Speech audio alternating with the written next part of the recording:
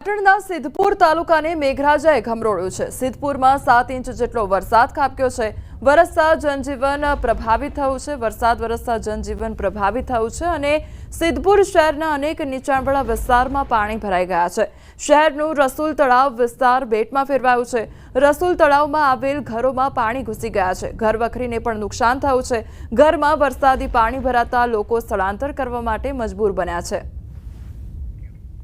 પાટણ જિલ્લામાં મુશળધાર વરસાદ ખાબક્યો છે ત્યારે જિલ્લાના ઘણા ભાગો તરબોળ થઈ ગયા છે।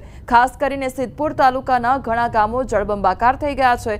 સિદ્ધપુરના નીચાણવાળા વિસ્તારોમાં ઘરોમાં પાણી ઘૂસી ગયા તો ઘરોમાં પાણી સાથે લોકો ઘરમાં કેદ થઈ ગયા છે અને ઘરવખરીને પણ નુકસાન થયું છે।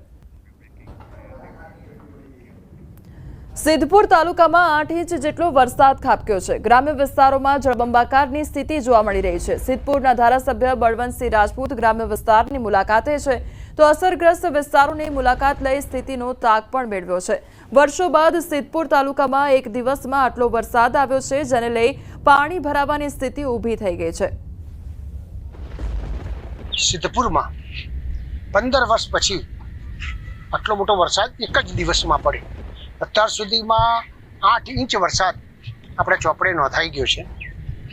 સિઝનનો કુલ 60 ઇંચ વરસાદ પડ્યો છે। 458 મિનિમમ પડ્યો છે। આપણે 819થી વધારે વરસાદ આપણે સરેરાશ 70 વર્ષનો આપણો ઇતિહાસ છે એમાં આટલો વરસાદ જોવે।